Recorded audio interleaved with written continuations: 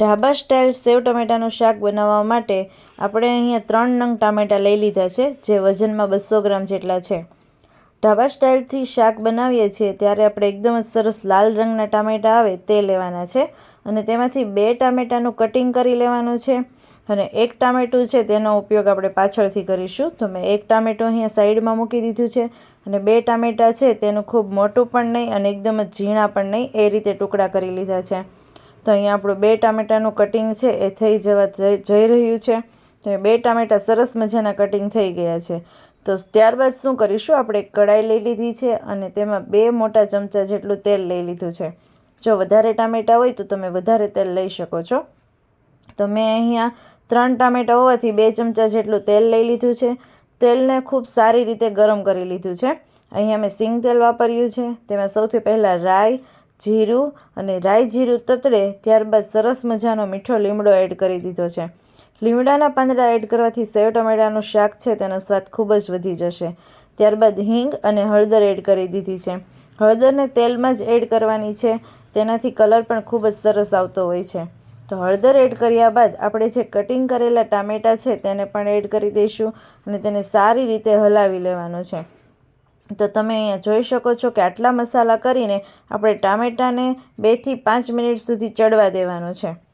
જ્યારે પણ તમે ટામેટાં નાખો તરત જ તમારે મીઠું એડ કરી દેવાનું છે.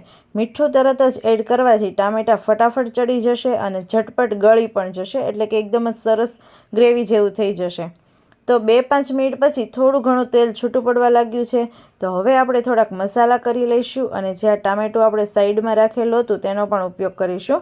તો સૌથી પહેલાં લાલ મરચું પાવડર એડ કરી દઈએ, ત્યારબાદ ધાણા જીરું પાવડર એડ કરી દઈએ અને તેની સાથે જ ટામેટાં થોડાક ખટાશવાળા હોય એટલે ગળનો ટુકડો પણ એડ કરી દીધો છે.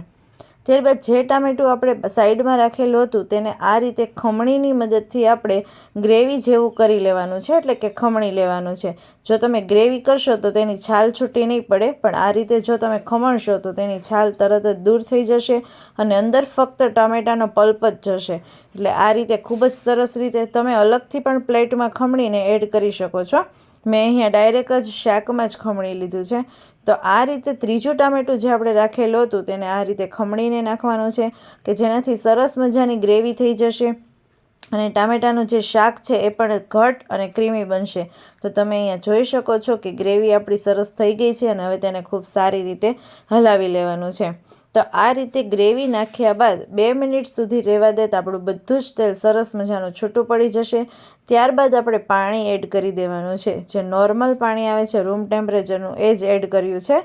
તેને પણ 2 મિનિટ ઉકળવા દેવાનું છે. પાણીમાં જો આપણે દેખાઈ રહ્યું છે કે પાણી ઉકળી રહ્યું છે, ત્યારબાદ હું અહીંયા ઘરની બનાવેલી સેવ એડ કરી રહી છું. તમે ઈચ્છો તો બહારથી પણ લઈ શકો છો. સેવને એડ કર્યા બાદ 1 થી 2 મિનિટ સુધી ગેસને ચાલુ જ રાખવાનો છે, બંધ નથી કરી દેવાનો, જેનાથી સેવ એકદમ સોફ્ટ થઈ જશે અને ખૂબ જ સારી રીતે શાકમાં ભળી જશે. તો અહીંયા 2 મિનિટ સુધી આપણે આ રીતે હલાવી લીધું છે અને આપણું શાક છે એકદમ જ સરસ રીતે બનીને રેડી થઈ ગયું છે. સેવમાં પાણી નાખીએ તો થોડુંક વધારે રાખવું, કારણ કે સેવ છે પાણીને શોષી લે છે એટલા માટે. લાસ્ટમાં આપણે ધાણા એડ કરી દેવાના છે, એટલે કે કોરિએન્ડર આવે છે તેને પણ એડ કરી દેવાનું છે. અને આ સેવ ટમેટાનું શાક તમે ગરમા ગરમ પરોઠા કે ભાખરી સાથે ખાવાની ખૂબ જ મજા આવે છે.